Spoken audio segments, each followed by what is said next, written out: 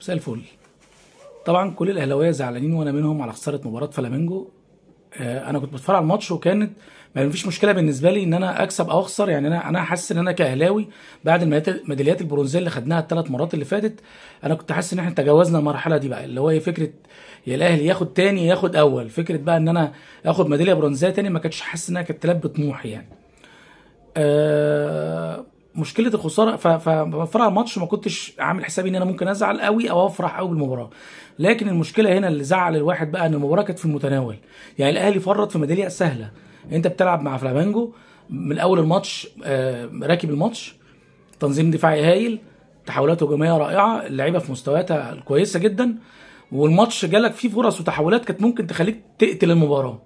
يعني كرة علي معلول ضربة الجزاء اللي ضاعت دي نقطة تحول في المباراة. كرة محمد شريف الانفراد اللي ضيعه دي نقطة تحول، كانت خلصت المباراة، كنت كسبان 2-1، الكرة دي كانت خلصت المباراة، كانت 3-1، الماتش انتهى خلاص. لكن محمد شريف كالعادة مصر انه يحرق دمنا كل مباراة، بيضيع فرص ما تضيعش. ده اللي كنا اتكلمنا فيه في الاول، ان محمد شريف مش هو الاسترايكر اللي يقدر يشيل فرقة زي النادي الاهلي بكل البطولات اللي بيلعب فيها دي. محمد شريف بيجيله فرص سهلة جدا بيضيعها بمنتهى الرعونه بصراحه، لا منه بيخلصها صح ولا منه بيلعبها لزميل جنبه يكون بالنسبه له الدنيا اسهل. فاحنا ضيعنا فرطنا فديليا كانت سهله وكانت في المتناول بصراحه يعني. وخصوصا الفلامينجو بالنسبه لنا ما كانش فريق المرعب اللي كان بيلعب قدام النادي الاهلي. لكن عامه نص الكوبايه المليان بيقول انت كنت كده كده مش هتشارك في البطوله دي. يعني انت الظروف كلها هيئت لك ان انت تشارك بعد المباراه ما اتلعبت في المغرب. البطوله اتلعبت في المغرب وكان بطل اصلا ابطال افريقيا المره اللي فاتت كان الوداد المغربي، فانت كانت فرصه بالنسبه لك تشارك مكان منظم البطوله يعني.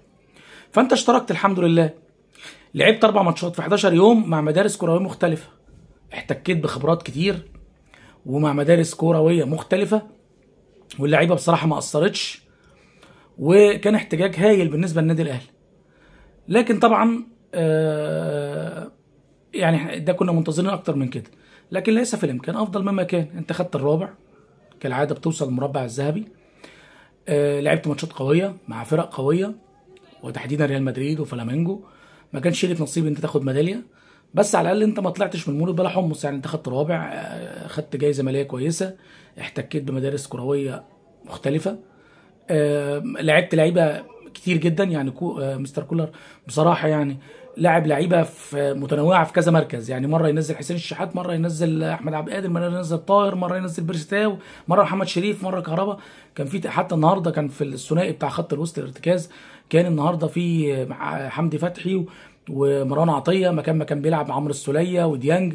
فانت كان عندك تنوع برضو في التشكيل وفي الخطط والاداء، فده برضو احتكاك ممتاز. لكن اللي كان عليه بس علامات استفهام النهارده والماتش اللي فات ان الناس اللي اخطأت ناس متميزه جدا. يعني في ماتش ريال مدريد الكره اللي كانت فارقه في الماتش وغيرت نتيجه المباراه، الكره بتاعت محمود متولي اللي ريال مدريد جاب بيها الجول الاول، غلطه ما تطلعش من محمود متولي. النهارده خطأ ما يطلعش من ديانج.